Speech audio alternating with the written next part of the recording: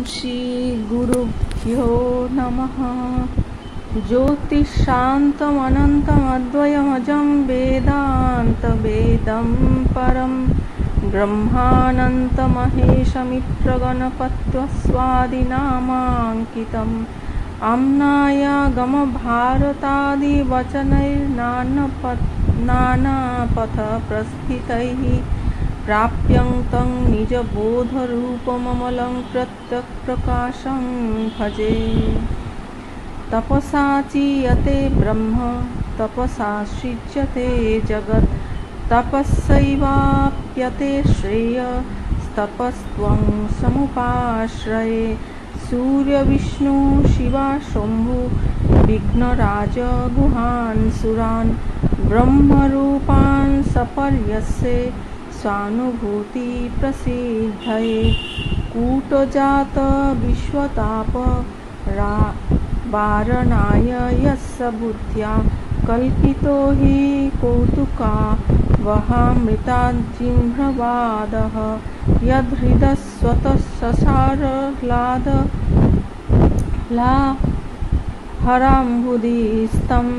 शङ्करं नमामि सर्वभासवर्जितं स्वरूपं शरणागतसंसार सागरोत्तारहेतवे। मधुविद्यानिरूप्याय माधवाय नमो नमः। जगदाश्रय देव तत्कृपया रमतां मनः। ब्रह्मानन्दस्वरूपे मे बने वा गिरिकान्दरे। যোগ বশিষ্ঠ সার। এই শাস্ত্রের পুনঃ পুনঃ শ্রবণ ও মননের দ্বারা বুদ্ধিতে নিঃসন্দিগ্ধভাবে অতি উত্তম জ্ঞানের উদয় হয়ে থাকে।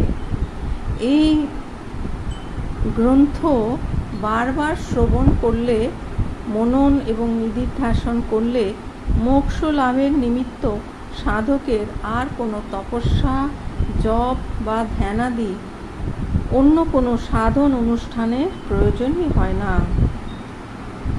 এইটি যেন দৃঢ় পোতের মতো। দৃঢ় পোত সহায়ে সমুদ্র উত্তরণের ন্যায় এই গ্রন্থ সহায়ে মনুষ্য অনায়াসে সংসার দুঃখ অতিক্রম করবে। স্বয়ং উত্তম ঔষধ সেবন করলে যেরূপ নিরবধ্য লাভ হয়, পুনঃ পুনঃ সশ্রদ্ধ শ্রবণেও সেই রকম জীবন মুক্তি পদ প্রাপ্তি ঘটে থাকে। এটি হলো যোগ বশিষ্ঠের গ্রন্থ মাহাত্ম্য।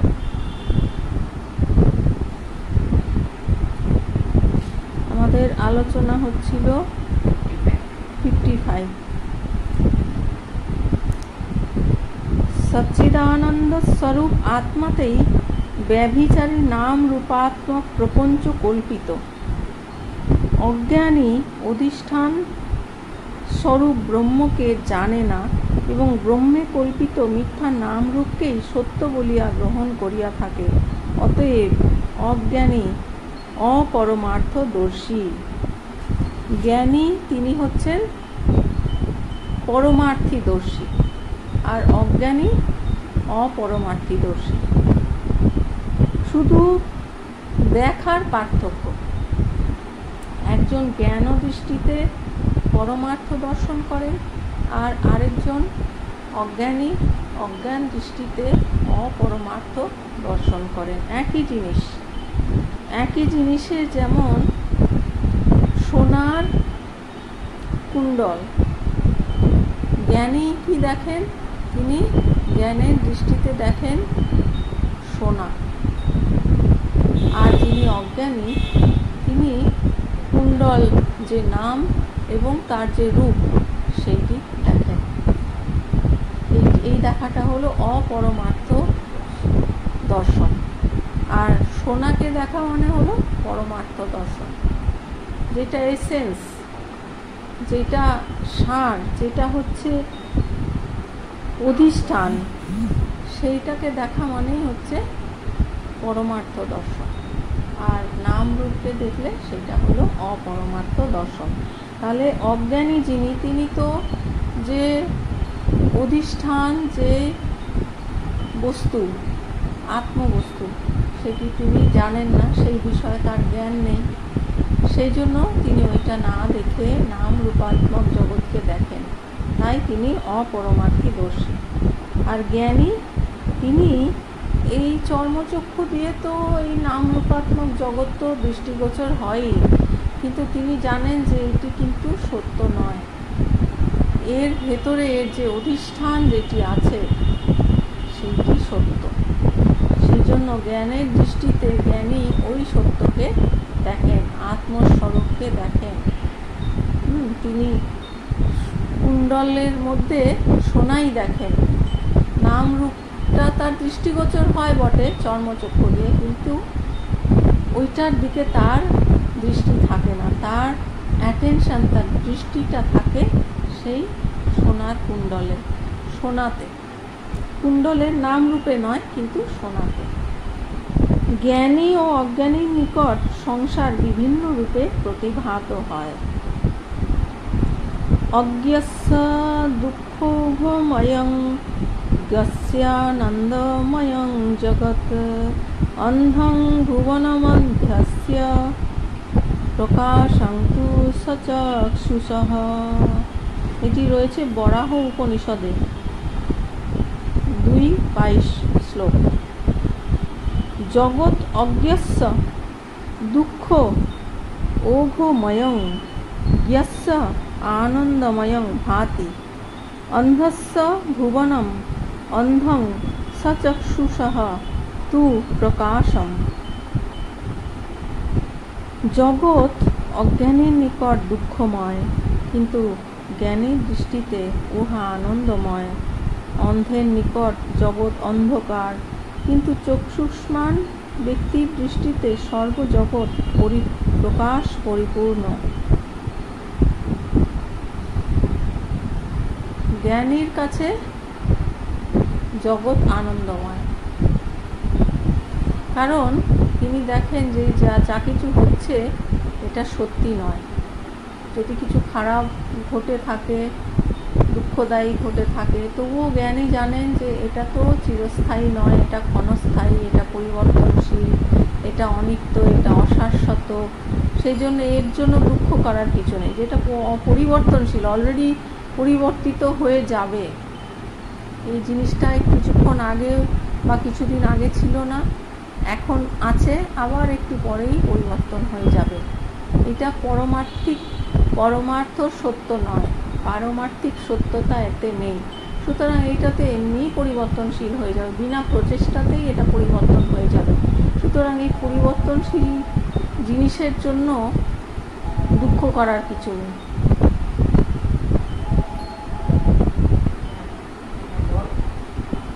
আর যিনি অজ্ঞানী তিনি দেখেন যে জগৎ দুঃখময়।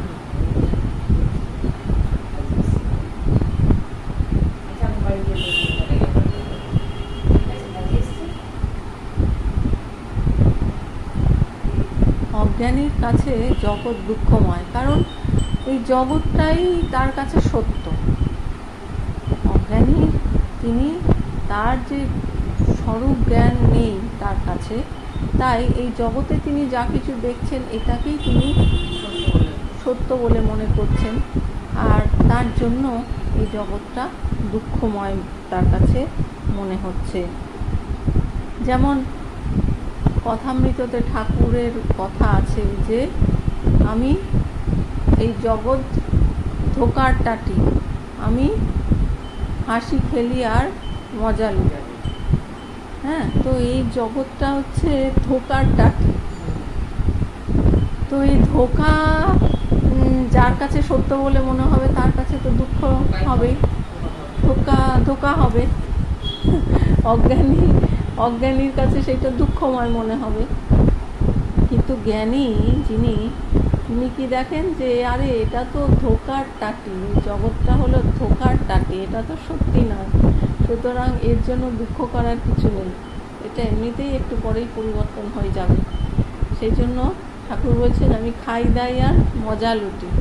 হ্যাঁ, তো এইগুলো তো অনিত্য বস্তু, এর জন্য দুঃখ করার কিছু নেই। যে নিত্য বস্তু সেটা তো সর্বদাই প্রাপ্ত, সেটা সবসময়ই আছে, এবং তাতেই যখন আমরা স্থিত, তাতে আর সেটা শুধু আনন্দস্বরূপই, সচ্চিৎ আনন্দস্বরূপ ব্রহ্ম। তাই সেখানে কোনো দুঃখের লেশ মাত্রও নেই। কিন্তু জগৎ সত্য বলে মনে হলেই তখন দুঃখ। অন্ধের নিকট জগৎ অন্ধকার, কিন্তু চক্ষুষ্মান ব্যক্তির দৃষ্টিতে সর্বজগৎ প্রকাশ পরিপূর্ণ। যিনি অন্ধ, জগতে সূর্য উঠেছে, আলো পরিপূর্ণ রয়েছে, কিন্তু তার কাছে কোনো পার্থক্য নেই। আলো থাকলেও বা কি, না থাকলেও বা কি, সবই তার কাছে অন্ধকার, সেই জন্য দুঃখময়। আর যার চক্ষু আছে তার দৃষ্টিতে সর্বজগৎ প্রকাশ পরিপূর্ণ। যার চোখ আছে তিনি সেই প্রকাশই সর্বত্রই দেখতে পান। দৃষ্টি মানে জ্ঞানের দৃষ্টি।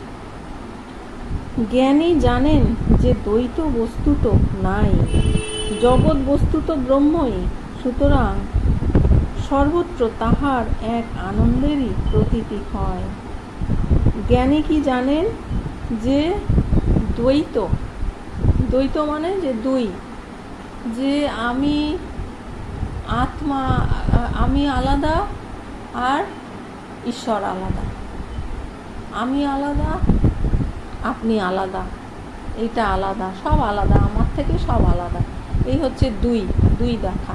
সেই দুই যখন, হ্যাঁ, অজ্ঞানীদের এই দ্বৈত অবস্থা, যে দ্বৈত বস্তু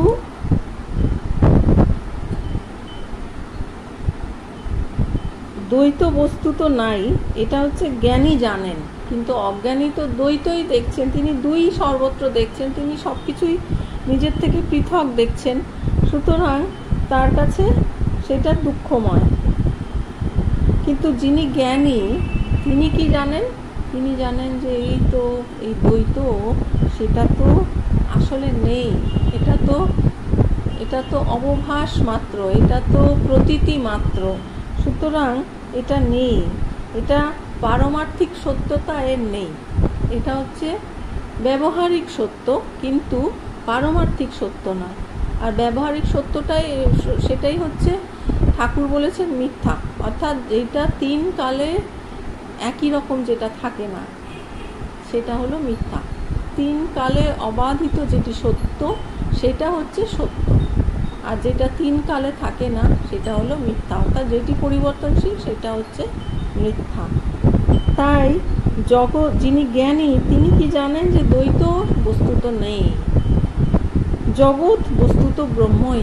এই জগৎ মানে কি? জগৎ মানে নাম রূপ, নাম আর রূপ। যেমন কুণ্ডল, হ্যাঁ, কুণ্ডল এই নাম আর তার যে রূপ, এটাই জগৎ। যখন আমরা ওই নাম রূপ কুণ্ডল দেখছি সেটাই জগৎ, আর যখন আমরা সোনা দেখছি তখন কিন্তু আর সেই জগৎ নেই। সুতরাং সর্বত্র তাহার এক আনন্দেরই প্রতীতি হয়। তাই জ্ঞানী জানেন যে এগুলো কিছুই নেই, এগুলো সবই মিথ্যা, দ্বৈত, এটা সত্য নয়। আর জগৎ হলো আসলে ব্রহ্মই, অর্থাৎ এই কুণ্ডলটা আসলে সোনাই। ওটা কুণ্ডলটা তো, এটা নাম রূপটা ওটা পরিবর্তন করে আবার অন্য যেরকম মুক্তি করবে সেই রকমই করা যাবে। সেই কুণ্ডলটা ভেঙে হার তৈরি করা যেতে পারে, বালা তৈরি করা যেতে পারে, টিকলি কত কি তৈরি করা যেতে পারে, বাউটি কত কি তৈরি করা যেতে পারে। সেই নাম রূপটাই শুধু পরিবর্তন হবে, কিন্তু সোনা সেটা সোনাই থাকবে, তার কোনো পরিবর্তন নেই, সে অপরিবর্তনশীল। সুতরাং যিনি জ্ঞানী তিনি শুধু সোনাই দেখছেন। সেই সোনা দেখা মানেই হলো ব্রহ্মকে দর্শন করা, আর সেই জন্য তার কাছে সেই আনন্দই থাকে। আর যার কাছে অজ্ঞানী তিনি মনে করেন ওহো কুণ্ডলটা বুঝি হারিয়ে ফেললাম, তার পরিবর্তে অন্য হয়ে গেল, সেই জন্য তার কাছে দুঃখ। অজ্ঞানী দ্বৈতকে সত্য বলিয়া জানে, সুতরাং দুঃখ অনুভব করে। যিনি অজ্ঞানী তার কাছে সেই পারমার্থিক জ্ঞান না থাকায় তিনি এই যে দ্বৈত জগৎ, যে দ্বৈত স্বরূপ, সেইটাকেই সত্য বলে মনে করেন। সেই জন্য তিনি দুঃখ অনুভব করেন। অপা মার্গ তলে মার্গ লতে বায়ং বিরুদ্ধ ফলদ ভবঃ প্রত্যেক দৃশ্যং বিমোক্ষায় সংসারায় পরাগদৃশাম। এটা গৃহবাত্তিক সার সেখানে রয়েছে। এটা কি বলছেন যে অপাপ মার্গে বীজ হাতে মুষ্টিবদ্ধ করিয়া উপরের দিকে তুলিতে গেলে হাত কণ্টকবিদ্ধ হয় এবং বীজগুলিও বিচ্ছিন্ন ও বিক্ষিপ্ত হইয়া যায়, কিন্তু মুষ্টিবদ্ধ হস্ত নিচের দিকে টান দিলে সহজেই বীজগুলি পাওয়া যায়। সেইরূপ অন্তর্দৃষ্টি সম্পন্ন পুরুষের নিকট সংসার মুক্তির হেতু হয় এবং বহির্মুখ ব্যক্তিগণের নিকট জন্ম মৃত্যুরূপ সংসরণের হেতু হইয়া থাকে। অতএব সংসার অধিকারী ভেদে ভোগ বা মোক্ষ প্রদান করে, অর্থাৎ বিপরীত ফল প্রদান করিয়া থাকে। অপামার্গের বীজ, এটা এক ধরনের ফল শস্য। সেই বীজটা হাতে মুষ্টিবদ্ধ করে যদি আমরা উপরের দিকে তুলতে গেলে হাত কণ্টকবিদ্ধ হয়, হাতটা কাঁটায় বিঁধে যায়, আর বীজগুলিও বিচ্ছিন্ন বিক্ষিপ্ত হয়ে যায়। যদিও আমি এই বীজটা কোনোদিন দেখিনি, এই বিষয়ে সাক্ষাৎ অভিজ্ঞতা নেই, কিন্তু যখন বলছেন জ্ঞানী ব্যক্তি বলছেন, তো সেটা একটা বিশেষ ধরনের বীজ শস্য, যেটি মুষ্টিবদ্ধ করে উপরের দিকে তুলতে গেলে হাত কাঁটায় বিদ্ধ হয় আর বীজগুলো বিচ্ছিন্ন বিক্ষিপ্ত হয়ে যায়, কিন্তু মুষ্টিবদ্ধ হাত নিচের দিকে টান দিলে সহজেই বীজগুলি পাওয়া যায়। নিচের দিকে যেই নামানো হয় ওই রকম শস্য গম এই ধরনের কিছু, তাই না? আচ্ছা, ও তো ওই ধরনেরই হবে, তো ওই রকম পাওয়া যায়। সেই রকম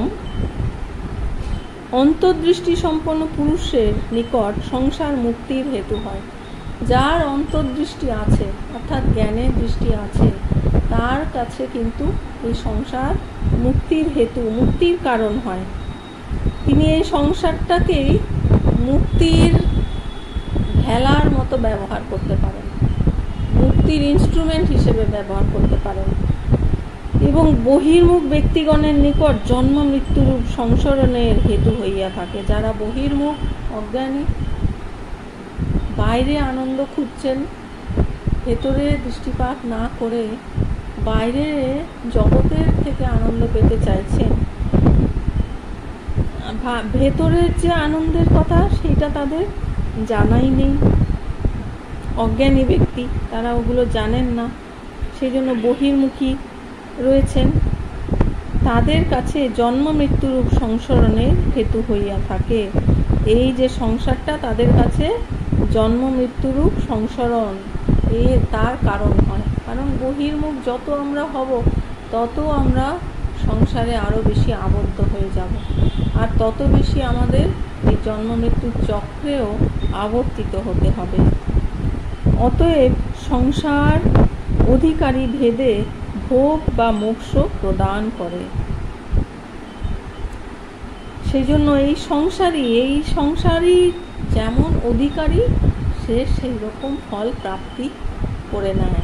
যিনি জ্ঞানী তিনি কি করেন? তিনি মোক্ষ ফল লাভ করেন, তিনি মোক্ষ প্রদান করে। এই সংসার কি করে? যে যেমন অধিকারী তাকে সেই রূপই ফল প্রদান করে। অজ্ঞানী যিনি, তাকে ভোগ দেয়, যিনি ভোগ চান তাকে ভোগ দেয় এই সংসার, আর যিনি মোক্ষ চান এই সংসার তাকে মোক্ষ প্রদান করে, অর্থাৎ বিপরীত ফল প্রদান করিয়া থাকে। যে যেমন চায় সে সেরকমই এই সংসার থেকে পেতে পারে। যে মুক্তি চায় এই সংসার থেকে মুক্তি লাভ করতে পারে, আর যে ভোগ চায় সে ভোগ করতে পারে। আত্মাতে সর্বপ্রপঞ্চ কল্পিত, যথা বিশুদ্ধ আকাশে সহসৈবাভ্রম মণ্ডলম ভূত্বা বিলীয়তে তদ্বদাত্মা নেহাখিলং জগৎ। এটা নৈষ্কর্ম সিদ্ধিতে রয়েছে 268 শ্লোক নাম্বার। যথা বিশুদ্ধ আকাশে সহ শৈবাভ্রম মণ্ডলম, যথা বিশুদ্ধে আকাশে অভ্রম মণ্ডলম সহসা এবং ভূত্বা বিলীয়তে, তদ্বৎ সেই রকম, অখিলং জগৎ ইহ আত্মনি সহসা ভূত্বা বিলীয়তে। মেঘমণ্ডল যেরূপ সহসা নির্মল আকাশে উত্থিত হইয়া বিলয় প্রাপ্ত হয়, আত্মাতেও তদ্রূপ এই বিশ্ব সহসা আবির্ভূত হইয়া পুনঃ বিকাশ প্রাপ্ত হয়। নির্মল আকাশ, হ্যাঁ, সেই নির্মল আকাশে কি হয়, হঠাৎ করে কোথা থেকে মেঘ এসে উপস্থিত হলো। মেঘ এসে যেন সেই নির্মল আকাশকে ঢেকে দিল। সেই নির্মল আকাশ আর তখন নির্মল দেখা যাচ্ছে না, মনে হচ্ছে যেন সেই মেঘ তাকে ঢেকে দিয়েছে। আরও খুব বেশি রকম মেঘ হলে তো সূর্যকেও ঢেকে দেয়, অন্ধকারও হয়ে যায় অনেক সময়। তো কিন্তু কিছুক্ষণ পরেই আবার সেই মেঘ যখন সরে যায়, মেঘ সরে গেলেই আবার সেই নির্মল আকাশ আবার দেখা যায়। সেই জন্য বলছেন যে মেঘমণ্ডল উদিত হয়, আবার কি হয়, বিলয় প্রাপ্ত হয়। সেটা যে সবসময় একেবারে পার্মানেন্টলি মেঘগুলো থেকেই যাবে তা নয়। মেঘ এলো, কোথায় ছিল, কোথার থেকে ভেসে এলো, আবার বিলয় প্রাপ্ত হয়ে যায়, আবার কোথায় চলে যায়। আত্মাতেও তদ্রূপ এই বিশ্ব সহসা আবির্ভূত হইয়া পুনঃ বিনাশ প্রাপ্ত হয়। সেই রকম এই আত্মাতেও কি হয়, এই বিশ্ব সংসার আবির্ভূত হয়, আবার বিনাশ প্রাপ্ত হয়। এই যে আমরা যা কিছু দেখছি দৃশ্য, যেটা এমনি দেখা যায়, এমনি আমাদের বিনা প্রচেষ্টায় যেটা দেখা যায় সেটাকে বলা হয় দৃশ্য। আর যেটা আমরা জানার চেষ্টা করি সেটাকে বলা হয় জ্ঞেয়। জ্ঞান, জ্ঞাতা, জ্ঞেয়। জ্ঞাতা হচ্ছে যিনি জানেন বা জানবার চেষ্টা করেন, তিনি হচ্ছে জ্ঞাতা। যিনি জানছেন তিনি হচ্ছেন জ্ঞাতা। হ্যাঁ, যে বিষয়ে সেটা হলো জ্ঞেয়। আর যে জানার যে প্রসেসটা সেটা হলো জ্ঞান। জ্ঞান, জ্ঞাতা, জ্ঞেয়। তো সেরকম আত্মাতেও কি হয়, এই বিশ্ব সহসা আবির্ভূত হইয়া পুনঃ বিনাশ প্রাপ্ত হয়। এই যে আমাদের চোখের সামনে যা কিছু দৃশ্য আমরা দেখছি আবার একটু পরেই পরিবর্তন হয়ে যাচ্ছে। আমরা রাস্তা দিয়ে আস্তে আস্তে কত কিছু দৃশ্য দেখছি, গাড়ি, রাস্তা, গাছপালা, মানুষ সব চলে যাচ্ছে, জীবজন্তু, কুকুর, বেড়াল, তাই না, কত কি পরিবর্তন। কোনোটাই কিন্তু স্থায়ী নয়। এই গাড়িটা এলো, আবার একটু পরে চলে গেল। এই মানুষটা এলো, সে চলে গেল। রাস্তা তাও পরিবর্তন হচ্ছে, রাস্তা দিয়ে আমরা চলছি বা গাড়ি চলছে, সেটাও পরিবর্তন। কোনো কিছুই কিন্তু স্থায়ী নয়, সবই পরিবর্তনশীল। সেইটা কোথায় এইসব গাছপালা, গাড়ি, রাস্তা, মানুষজন, পশু পক্ষী, প্রাণীরা সব আসছে যাচ্ছে, সেই দেখা যাচ্ছে, সেটা সব প্রতিভাসিত হচ্ছে সেই আত্মাতে। তাহলে এই পরিবর্তনগুলো, একটা অপরিবর্তনশীল কিছু থাকতে হবে, তবেই আমরা এই পরিবর্তনটা বুঝতে পারবো। নালে যদি সবই পরিবর্তন হতে থাকে তাহলে আর আমরা পরিবর্তনটা বুঝবো কী করে? পরিবর্তন বোঝার জন্য একটা অপরিবর্তনশীল বস্তু থাকতে হবে। হ্যাঁ, যেমন ধরুন যে আমরা ট্রেনে যাচ্ছি, এবার ট্রেনটা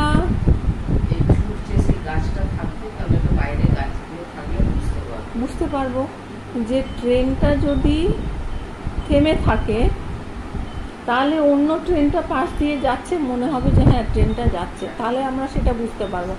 কিন্তু ট্রেনটাও যদি চলতে থাকে আর পাশের ট্রেনও চলতে থাকে, তখন কোনটা চলছে সেটা ঠিক বোঝা যেন মুশকিল হয়ে যায়। হ্যাঁ, সেই জন্য পরিবর্তনকে বুঝতে হলে অপরিবর্তনশীল একটা বস্তু অবশ্যই থাকতে হবে, তবেই আমরা পরিবর্তনটা বুঝতে পারবো। তাহলে এই যে রাস্তা দিয়ে চলার সময় রাস্তাও পরিবর্তন হচ্ছে, গাড়ি ঘোড়া জীবজন্তু গাছপালা সবই পরিবর্তন হচ্ছে। তাহলে এই পরিবর্তনের পেছনে অপরিবর্তনশীল বস্তুটা কি? সেটাই হচ্ছে আত্মা। সেই অপরিবর্তনশীল বস্তুতে এই সমস্ত পরিবর্তনগুলো প্রতিভাসিত হচ্ছে। সেই জন্য বলছেন যে আত্মাতেও তদ্রূপ এই বিশ্ব সহসা আবির্ভূত হইয়া পুনঃ বিনাশ প্রাপ্ত হয়। ব্রহ্ম তাহাতে কিঞ্চিত মাত্র দোষলিপ্ত হন না। যতই পরিবর্তন হোক না কেন, আমরা অনেক দৃশ্য দেখি না কেন, ভালো দৃশ্যও দেখতে পারি, খারাপ দৃশ্যও দেখতে পারি, নিউট্রাল দৃশ্যও দেখতে পারি, ভালোও নয় মন্দও নয়, সব রকম দৃশ্যই দেখতে পারি। কিন্তু ভালো দৃশ্য দেখলেই যে আত্মা পরিবর্তন হয়ে যাবে, বা মন্দ দৃশ্যতেও যে আত্মা কালিমালিপ্ত হয়ে যাবেন, তা কিন্তু নয়। আত্মা তিনি তো অপরিবর্তনশীল, সুতরাং তাতে কোনো দোষই কখনো স্পর্শ করতে পারে না। যে ব্রহ্মকে কিন্তু কোনো দোষ স্পর্শ করতে পারে না। তিনি হচ্ছেন শুদ্ধ, পবিত্র, নির্মল। হ্যাঁ, সেখানে কোনো দোষ তাকে স্পর্শ করতে পারে না, কোনো দোষে তিনি লিপ্ত হন না। ব্রহ্ম এই সমস্ত দোষে পরিবর্তনে কোনো কিছুতেই তিনি লিপ্ত হন না। জগৎ বস্তুত ব্রহ্মরূপ। আদিত্যা ব্যতিরেকেণ রশ্ময়ো येन ভাবিতাঃ আদিত্য এব তে তস্য নির্বিকল্পঃ স উচ্যতে। येन রশ্ময়ঃ আদিত্য ও ব্যতিরেকেণ ভাবিতাঃ তস্য তে আদিত্য এব স নির্বিকল্প উচ্যতে। যিনি রশ্মি সকল আদিত্যের সহিত অভিন্ন রূপে জানেন, তাহার দৃষ্টিতে ওই রশ্মি সমূহ আদিত্য রূপী, অর্থাৎ তদ্রূপ যিনি জগৎকে ব্রহ্মের সহিত অভিন্ন রূপে জানেন, তাহার নিকট জগৎ ব্রহ্মই। জগৎ বলিয়া আর ভিন্ন কিছু নাই। তিনি সর্ব বিকল্পনা বিনির্মুক্ত। আদিত্য হচ্ছে সূর্য। সূর্যর থেকে যে কিরণ নির্গত হচ্ছে, যে রশ্মি সকল বেরোচ্ছে সূর্য থেকে, সেটা তো সূর্যেরই অংশ, সূর্য থেকেই বেরোচ্ছে। সুতরাং সূর্যের সঙ্গে সে অভিন্ন, সে সূর্যই। রশ্মিগুলো সূর্যের থেকেই বেরোচ্ছে, সুতরাং সেটা সূর্যেরই অংশ, বা সূর্যের থেকেই সেটা আসছে। সুতরাং সূর্যের থেকে সে আলাদা নয়। তার দৃষ্টিতে ওই যে রশ্মি সকল আদিত্য রূপী, মানে রশ্মিগুলো সেগুলো আদিত্য রূপী, আদিত্যর মতোই, আদিত্যই। সেই রকম যিনি জগৎকে ব্রহ্মের সহিত অভিন্ন রূপে জানেন, যে জগতের যেমন সূর্য থেকে সেই রশ্মিগুলো বিচ্ছুরিত হচ্ছে, সেই রকম এই জগৎকে ব্রহ্মের সহিত অভিন্ন রূপে জানেন, যে এই জগৎটা হচ্ছে নামরূপ, আর ব্রহ্ম হচ্ছে তার অধিষ্ঠান। সুতরাং সেই ব্রহ্ম থেকেই সেই নামরূপটা তার বিচ্ছুরণ বলা যেতে পারে। সেই জন্য এই যিনি জগৎকে ব্রহ্মের সহিত অভিন্ন রূপে জানেন, যেরকম আদিত্য থেকে যে রশ্মিগুলো বিচ্ছুরিত হচ্ছে, জানেন যিনি এই রশ্মিগুলো সূর্যই, আদিত্যই, সেই রকম এই জগৎ থেকে, ব্রহ্মের থেকে এই জগতের উৎপত্তি। সুতরাং এই জগৎ ব্রহ্মই সেই ব্রহ্মের সঙ্গে অভিন্নই। জগৎ থেকে, সেটা ব্রহ্ম থেকে জগৎ আলাদা নয়। যেমন রশ্মিটা আদিত্য থেকে আলাদা নয়, সূর্য থেকে আলাদা নয়, সেই রকম এই জগৎও ব্রহ্মের থেকে আলাদা নয়। তাই তার কাছে এই জগৎটা ব্রহ্মই। জগৎ বলিয়া আর ভিন্ন কিছু নাই। অর্থাৎ কুণ্ডলটা আসলে সোনা ছাড়া আর ভিন্ন কিছুই নয়। তিনি বিকল্পনা বিনির্মুক্ত। যার এইরকম দৃষ্টি, যিনি দেখেন যে এই কুণ্ডলটা সোনা ছাড়া আর কিছু নয়, সুতরাং এই জগৎটা সেই ব্রহ্মই। এই ব্রহ্মতে এই নামরূপটা যেন প্রতিভাসিত হচ্ছে, অবভাসিত হচ্ছে। যেমন সূর্যের থেকে কিরণটা বেরিয়েছে, সেই রকম সেই কিরণটা সূর্যই। সেই রকম এই ব্রহ্ম থেকেই এই জগতের বিচ্ছুরণ, নাম রূপাত্মক জগৎ। সুতরাং এই জগৎ কিন্তু এইরকম বিকল্পনা বিনির্মুক্ত। এই যে নামরূপটা হচ্ছে বিকল্প, এই নামরূপটাকে বলা হচ্ছে বিকল্প। সেই রকম যিনি জ্ঞানী, তিনি এই সমস্ত বিকল্প বিনির্মুক্ত। তিনি জানেন যে এই রশ্মিটা সূর্য থেকেই এসেছে, সুতরাং এটি সূর্যই। এই নামরূপটা সেই ব্রহ্ম থেকেই এসেছে, সুতরাং এটি ব্রহ্মই। সুতরাং এইগুলো তাকে কোনো তার ওপর প্রভাব বিস্তার করতে পারে না। আর যিনি অজ্ঞানী, তিনি যেহেতু তার অধিষ্ঠান যে ব্রহ্ম, সেই বিষয়ে তার জ্ঞান নেই, তাই এই জগতের সুখ দুঃখ, ভালো মন্দ তাকে প্রভাবিত করে। কিন্তু যিনি জ্ঞানী, তিনি জানেন যে এই ব্রহ্মস্বরূপ জগৎ। সুতরাং এটা তিনি সমস্ত বিকল্পনা বিনির্মুক্ত, সমস্ত বিকল্পনা বিনির্মুক্ত। তার কাছে কোনো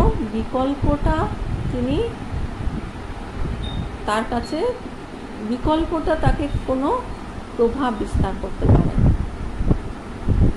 ওম পূর্ণমদঃ পূর্ণমিদং পূর্ণাৎ পূর্ণমুদচ্যতে পূর্ণস্য পূর্ণমাদায় পূর্ণমেবাবশিষ্যতে। ওম শান্তি শান্তি শান্তি। হরি ওম তৎসৎ। শ্রীরামকৃষ্ণার্পণমস্তু।